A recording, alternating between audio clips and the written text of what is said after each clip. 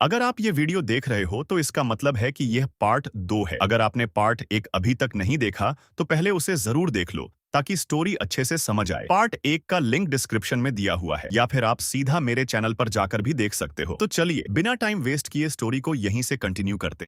Boss monster से मिलने वाले एक्सपीरियंस पॉइंट्स उन नॉर्मल मॉब से काफी ज्यादा थे जिन्हें चेन ने पहले हराया था। उसके तुरंत बाद बॉस मॉन्स्टर की बॉडी पर डिवोरेबल का मार्क आ जाता है। यह देखकर चेन सोचने लगता है कि इसका मतलब आखिर क्या है। उसे सिस्टम पैनल में पहले दिखाई दी ग्लटनी पावर याद आती है। वह अपना हाथ बढ़ाकर इसे टेस्ट करने का फैसला करता है। जैसे ही वह डिवोर करने की कोशिश करता है, डिवोरिंग तुरंत कंप्लीट हो जाती है और मॉन्स्टर एक कार्ड में अब्सॉर्ब हो जाता है। यह देखकर चेन बिल्कुल स्टन्ड रह जाता है। उसे समझ आता है कि वह डिफीटेड मॉन्स्टर्स को यूजेबल क्लासेस में बदल सकता है। उसे जल्दी ही एहसास हो जाता है कि यह बिल्कुल वही एबिलिटी है जो डीमन लॉर्ड लान यू के पास थी। यह सोचकर कि अब उसके पास भी डीमन लॉर्ड जैसी पावर है, चेन थोड़ा हिल जाता है। इस दुनिया में नॉर्मली हर इंसान के पास सिर्फ एक क्लास होती है। कुछ रेयर लोग ऐसे भी होते हैं जिनके पास 2 क्लासेस हो सकती हैं, लेकिन अब चेन जितनी चाहे उतनी क्लासेस अपने पास रख सकता है। वह सोचने लगता है कि आखिर उसने ऐसा क्या किया जिससे उसे इतनी इंसेन पावर मिल गई, और उसके सामने खड़ा यह डेमोनिक टावर आखिर असल में क्या है। इन्हीं सवालों के बीच अचानक उसे एक अजीब स्ट्रॉन्ग सेंसेशन महसूस होती है। तभी उसके सामने एक डीमन प्रकट होता है जिसके हाथ में 2 एस रैंक ब्लेड्स होती हैं। ये डीमन साफ साफ एस रैंक है। इसका मतलब ये है कि चेन के पास उसे हराने का लगभग कोई चांस नहीं है। चेन जानता है कि वह बहुत ज्यादा आउटमैच्ड है, फिर भी अपनी जान बचाने के लिए वह लाइटनिंग स्वॉर्ड समन करता है और लड़ने का फैसला करता है। एक अजीब बात यह भी है कि सामने खड़ा डीमन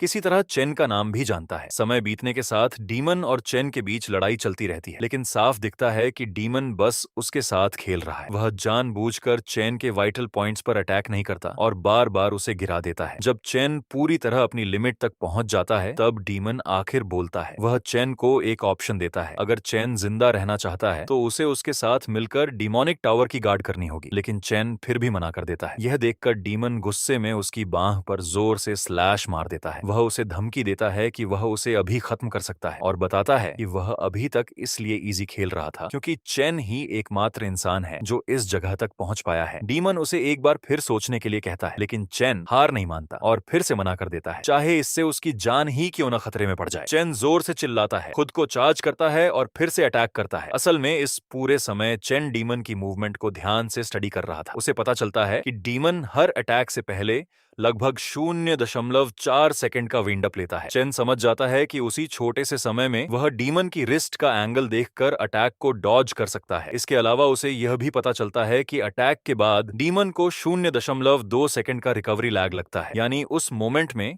डीमन थोड़ी देर के लिए डिफेंसलेस हो जाता है। चेन प्लान बनाता है कि वह उसी एग्जैक्ट मोमेंट पर डीमन के हार्ट पर अटैक करेगा। हालांकि वह यह रिस्की मूव करने में सफल हो जाता है, फिर भी चेन जानता है कि एक डी रैंक इंसान पूरी तरह एस रैंक डीमन को नहीं हरा सकता। इसीलिए उसका असली गोल डीमन को हराना नहीं बल्कि उसे थोड़ी देर के लिए पैरालाइज करना है ताकि वह भाग सके। वह बिल्कुल वही करता है। फिर वह उस जगह की तरफ दौड़ता है जहां उसे एक लाइट सोर्स दिखाई देता है। उसे उम्मीद होती है कि शायद वही इस जगह से निकलने का एग्जिट है, लेकिन जैसे ही वह उस लाइट के पास पहुंचता है वह अचानक गायब हो जाती है। डीमन उसे बताता है कि वह सिर्फ एक इल्यूजन था और जिस एग्जिट के बारे में चेन सोच रहा था वह इस जगह पर कहीं भी मौजूद नहीं है। इसके बाद डीमन समझाता है कि यह पैलेस असल में डीमन लेयर भी नहीं है। फिर भी वह चेन की तारीफ करता है कि उसने इतनी जल्दी उसके अटैक्स की फ्लॉज पहचान ली। आखिर में डीमन अपनी असली पहचान बताता है, वह है पुर्गेटोरी रक्षासा। वह चेन से कहता है कि शायद वह इंसान है जो आशा ला सकता है। जब चेन डीमन के बॉडी को ध्यान से देखता है तो वह अचानक चौंक जाता है। उसे एहसास होता है कि उसने बिल्कुल यही अपीयरेंस पहले डीमन लॉर्ड लान यू में देखा था। तभी चेन को अपना पुराना बैटल याद आता है, वह आखिरी फाइट जो उसने रिग्रेशन से पहले लड़ी थी। उसका ओपोनेंट कोई साधारण डीमन नहीं था। उस लड़ाई के दौरान वह क्रीचर पहले ड्रैगन में बदल गया था, फिर बार बार अपनी क्लास स्विच करके अलग अलग टेरिफाइंग हाई टियर मॉन्स्टर्स बन रहा था। वह स्कोर्चिंग मैग्मा, पॉइजनस वाइन्स और चेन से भी ज्यादा पावरफुल लाइटनिंग इस्तेमाल कर रहा था। इन सभी ट्रांसफॉर्मेशन में से एक फॉर्म ऐसी थी जिसने चेन का ध्यान सबसे ज्यादा खींचा था, और वह फॉर्म बिल्कुल उसी डीमन जैसी थी जो अभी उसके सामने खड़ा है। यह देखकर चेन के दिमाग में एक खतरनाक रियलाइजेशन आती है। उसे समझ आता है कि डीमन किंग लान यू की हर ट्रांसफॉर्मेशन असल में उसकी एबिलिटी का हिस्सा थी, और क्योंकि वही पावर अब चेन के अंदर मौजूद है, इसीलिए उसके सामने जो डीमन खड़ा है वह असल में ग्लटनी पावर का हिस्सा है जो उसके शरीर के अंदर अब्सॉर्ब हो चुका है। चेन की इतनी शार्प डिडक्शन देखकर डीमन सच में इंप्रेस हो जाता है। वह शांत आवाज में कहता है कि चेन सच में उस पावर का योग्य वारिस है जो इस पूरे डिमेंशन में मौजूद है। ये सुनकर चेन थोड़ा कंफ्यूज्ड हो जाता है। उसे समझ नहीं आता कि डीमन पूरे डिमेंशन की पावर से क्या मतलब निकाल रहा है। अचानक डीमन के हाथ में एक गोल्डन वॉइड की प्रकट हो जाती है। वह बताता है कि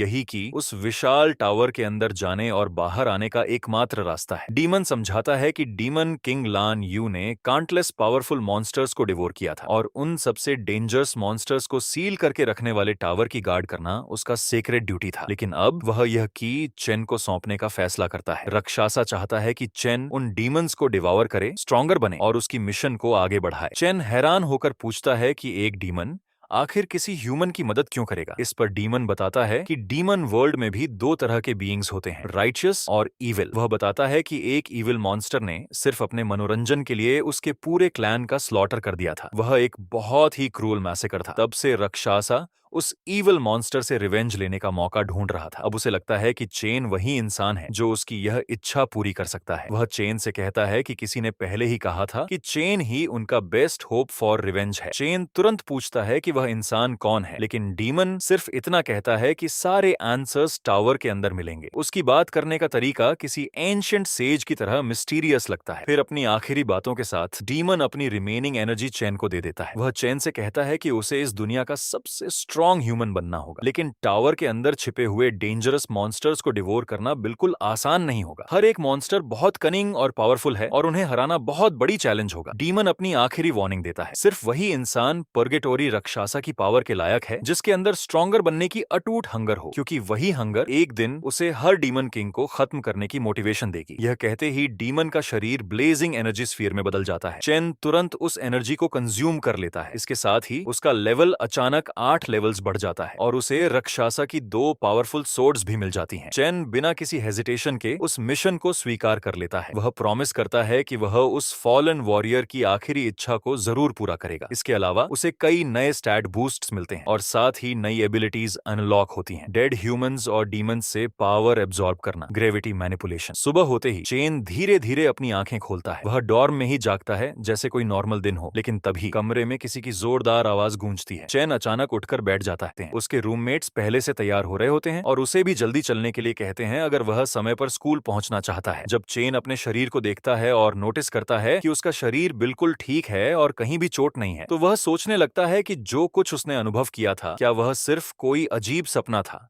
लेकिन उसके अपडेटेड स्टैट्स यह साबित कर देते हैं कि ऐसा बिल्कुल नहीं है। जो कुछ उसने देखा और हासिल किया था वह सब सच में उसके साथ ही आ गया है। सिर्फ एक रात में लेवल 2 से लेवल 10 तक पहुंचने के बाद चेन सोचने लगता है कि अब उसका रैंक क्या होगा। तभी उसका एक रूममेट उसका मजाक उड़ाने लगता है। वह कहता है कि किसी ने उस रात बड़ी बेशर्मी से चेन की तारीफ की थी और कह रहा था कि वह कितना कूल और बहुत ही पावरफुल बन गया है। मलोंग कमरे के दूसरे कोने से चुपचाप झांकता है और ऐसा दिखाता है जैसे उसका इससे कोई लेना देना ही नहीं है। फिर भी रूममेट उसे चैलेंज देता है कि वह आज होने वाली रैंकिंग असेसमेंट में यह साबित करके दिखाए, क्योंकि उसी से तय होगा कि डॉर्म किंग का टाइटल किसके पास रहेगा। स्कूल जाते समय खुद को डॉर्म किंग कहने वाला लड़का गर्व से अपने तथाकथित सब्जेक्ट्स को समझाता है कि हर रैंक को 3 अलग अलग टीयर्स में बांटा जाता है। इसलिए भले ही वे सभी टेक्निकली ई रैंक ही हों, लेकिन वह बाकी सबसे नीचे वाले ई रैंक लोगों से ऊपर है, क्योंकि वह मिड ई रैंक में आता है। वह बहुत घमंड से चलता है क्योंकि उसके हिसाब से हर टीयर के बीच का गैप बहुत बड़ा होता है। बहुत ज्यादा कॉन्फिडेंट होकर वह कहता है कि उसे इतना स्ट्रांग महसूस हो रहा है कि शायद पिछले असेसमेंट के बाद वह एक टियर ऊपर भी बढ़ गया होगा। यह सुनकर मलोंग चिढ़ जाता है और चेन से कहता है कि मजाक करना बंद करो और आज पूरी ताकत से लड़ो और कम से कम डी रैंक हासिल कर लो, ताकि डॉर्म किंग आखिरकार एक बार के लिए अपना बकवास भरा मुंह बंद करे। कुछ ही देर में लड़के स्कूल पहुंच जाते हैं जहां सभी स्टूडेंट्स रैंकिंग सेरेमनी के लिए इकट्ठा हुए होते हैं। तभी बुलीज ऐसे अंदर आते हैं जैसे पूरा कैंपस उन्हीं का हो। वे उन लोगों को भी परेशान करते हैं जो गलती से उनकी तरफ देख लेते हैं। यह देखकर डॉर्म किंग की घमंड घमंडी मुस्कान तुरंत गायब हो जाती है। लेकिन उसी समय बुलीज भी अचानक घबरा जाते हैं। अचानक वे सब बिना हिचकिचाहट के चैन को देखकर सम्मान से झुक जाते हैं और उसे बिग ब्रदर चैन कहकर सम्मान दिखाते हैं। यह देखकर उसके रूममेट्स धीरे धीरे समझने लगते हैं कि शायद मलोंग की बातें पूरी तरह झूठ नहीं थी। चैन उन सबको इग्नोर करता है और चुपचाप अपने काम में लगा रहता है। तभी एक नया चैलेंजर उसके सामने आ जाता है। यह स्टूडेंट काउंसिल ऑफिसर जियान होता है, जो स्कूल पुलिस की तरह काम करता है। वह बहुत पोलाइटली चैन को वार्निंग देता है। वह बताता है कि स्टूडेंट काउंसिल प्रेसिडेंट ने उसे पर्सनली भेजा है ताकि वह उस बेवकूफ को पनिश कर सके जिसने उसके छोटे भाई पर हाथ उठाया था। यह सुनते ही चेन के सारे दोस्त डर कर तुरंत वहां से दूर हट जाते हैं और छिप जाते हैं, क्योंकि जियान स्टूडेंट काउंसिल प्रेसिडेंट का सबसे खतरनाक एनफोर्सर माना जाता है, जो उसके सारे गंदे काम संभालता है। उसके रूममेट्स समझ ही नहीं पाते कि यह डी रैंक मॉन्स्टर अचानक चेन को क्यों टारगेट कर रहा है। जियान सीधे चेन के बहुत पास आ जाता है। वह घमंड से कहता है कि उसकी स्मेल सेंस इतनी तेज है कि वह किसी भी इंसान की ताकत को सूंघकर पहचान सकता है, और अभी उसे चेन से सिर्फ एक कमजोर लूजर की स्मेल आ रही है। यह सुनकर चेन को यह इंसल्ट मजेदार लगती है और वह तुरंत उसे पलटकर जवाब दे देता है। यह सुनकर जियान का दिमाग पूरी तरह खराब हो जाता है, लेकिन जैसे ही लड़ाई शुरू होने वाली होती है, उसका मास्टर उसे रुकने का आदेश दे देता है ताकि वहां कोई पब्लिक सीन न बने। असल में स्टूडेंट काउंसिल प्रेसिडेंट को पता चल चुका था कि लड़ाई की शुरुआत उसके छोटे भाई ने ही की थी और उससे पिटना सिर्फ उसका ही परिणाम था, क्योंकि उसने अपने से ज्यादा ताकतवर इंसान से लड़ाई की थी। ये कहते हुए प्रेसिडेंट चेन को बहुत तीखी नजर से देखता है, लेकिन चैन बिल्कुल भी डरता नहीं है। उसी समय एक प्रोफेसर घोषणा करता है कि रैंक असेसमेंट सेरेमनी अब ऑफिशियली शुरू हो रही है, और वह सभी स्टूडेंट से कहता है कि जब उनका नाम पुकारा जाए तो वे आगे आए। यह सुनकर प्रेसिडेंट अपने आदमी से कहता है कि वे अब जा रहे हैं। उसे लगता है कि यह सिर्फ एक बार की घटना थी और चैन आगे कोई प्रॉब्लम नहीं करेगा। ऊपर से यह सब देख रहा एक आदमी वाइस प्रेसिडेंट से पूछता है कि वह आज रैंकिंग सेरेमनी क्यों देख रही है। उसे लगता है कि शायद किसी रूकी ने उसका ध्यान खींच लिया है। वाइस प्रेसिडेंट हल्की मुस्कान के साथ कहती है कि इस साल सब कुछ बहुत इंटरेस्टिंग होने वाला है। थोड़ी देर बाद शंगजो का नाम पुकारा जाता है। डॉर्म किंग थोड़ा नर्वस होकर दरवाजे के अंदर जाता है। अंदर का माहौल बिल्कुल अलग होता है। असल में असेसमेंट एक एक करके एक स्पेशल डीमन लेयर के अंदर कराया जाता है। अंदर एक डीमन हार्ट होता है जो कई वायर से जुड़ा होता है। ये हार्ट अवेकनर की एनर्जी अब्सॉर्ब करके उसका रैंक और पोटेंशियल मेजर करता है। जब अवेकनर अपनी सबसे स्ट्रॉन्ग पावर रिलीज करता है तो सिग्नल वापस अर्थ पर भेजा जाता है और उसका असेसमेंट रिजल्ट दिख जाता है। डॉर्म किंग का रैंक पहले जैसा ही निकलता है, लेकिन प्रोफेसर थोड़ा कंफ्यूज्ड हो जाता है क्योंकि उसका पोटेंशियल दिखने में उम्मीद से ज्यादा समय लग रहा होता है। उधर मलोंग उस बदलते हुए नंबर को बहुत ध्यान से देख रहा होता है और काफी देर तक सस्पेंस बने रहने के बाद आखिरकार शंगजो का मैक्सिमम पोटेंशियल सिर्फ सी निकलता है। यह सुनकर डॉर्म किंग बहुत उदास होकर बाहर निकलता है। उसे समझ आ जाता है कि जितनी प्रोग्रेस वह सोच रहा था वह सब सिर्फ उसके दिमाग में ही थी। उसके रूममेट्स उसे समझाने की कोशिश करते हैं। वे कहते हैं कि वैसे भी वे सब एक ही हालत में हैं। सब के सब अभी ई रैंक में फंसे हुए हैं और ज्यादा से ज्यादा सी रैंक तक ही पहुंच सकते हैं। कुछ ही देर बाद प्रेसिडेंट का आदमी यानी उसका लॉयल लैप डॉग गर्व से बाहर निकलता है। वह अभी भी लोअर डी रैंक में है, लेकिन उसका पोटेंशियल ए रैंक तक पहुंचने का है। यह देखकर चेन के रूममेट्स की उम्मीदें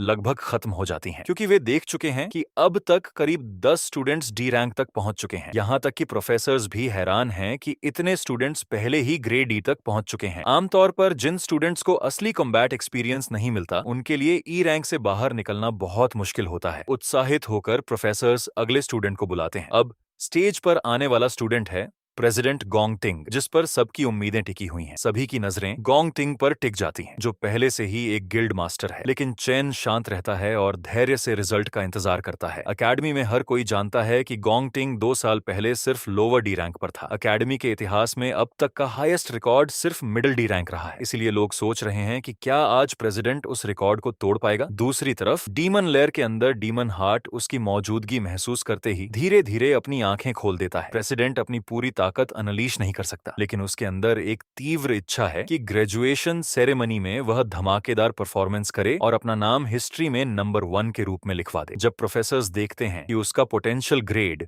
गोल्डन लाइट में चमक रहा है तो वे हैरान रह जाते हैं। उनकी शंका सही साबित होती है जब गोंगटिंग का हाई डी रैंक सामने आता है। लेकिन असली चौंकाने वाली बात यह होती है कि उसका पोटेंशियल एस रैंक निकलता है। यह देखकर भीड़ में एक्साइटमेंट फैल जाती है, क्योंकि एकेडमी के इतिहास में पहली बार किसी स्टूडेंट का पोटेंशियल एस S रैंक आया है। प्रेसिडेंट के फॉलोअर्स लगातार उसकी तारीफ करते रहते हैं, यहाँ तक कि चैन के रूममेट्स भी जलन महसूस करने लगते हैं, क्योंकि वे अपनी आंखों के सामने एक लेजेंड का जन्म होते देख रहे होते हैं। प्रोफेसर्स आपस में धीरे धीरे बात करते हैं कि यह खबर तुरंत एडमिनिस्ट्रेशन को भेजनी होगी। उन्हें इस रैंक कैंडिडेट का बहुत ध्यान रखना होगा और यह भी सुनिश्चित करना होगा कि वह देश छोड़कर कहीं और न चला जाए। इसके अलावा वह अकेडमी का सबसे कम उम्र का स्टूडेंट है जो पहले से ही गिल्ड से जुड़ा हुआ है। इससे उनके स्कूल का नाम लगभग तय है कि हेडलाइंस में छा जाएगा। ऊपर से सब देख रहे प्रिंसिपल युआन लॉन्ग समझ जाते हैं कि वाइस प्रेसिडेंट लिंग यू को पहले से ही गोंग टिंग की पोटेंशियल के बारे में पता था, इसीलिए वह आज पर्सनली सेरेमनी देखने आई थी। लेकिन वह थोड़ा रहस्य पैदा करते हुए कहती है कि वह सिर्फ गोंग टिंग को देखने नहीं आई है, उसके अलावा भी एक स्टूडेंट है जो उसे और भी ज्यादा इंटरेस्टिंग लगता है। और ठीक उसी समय उस स्टूडेंट का नाम स्टेज पर बुलाया जाता है। उधर जीन के दिमाग में एक आइडिया आता है। वह उस मिस्टीरियस स्टूडेंट को चिढ़ाने लगता है और कहता है कि कहीं वह भी अपने रूममेट्स की तरह कोई ई रैंक ट्रैश ही ना निकल जाए।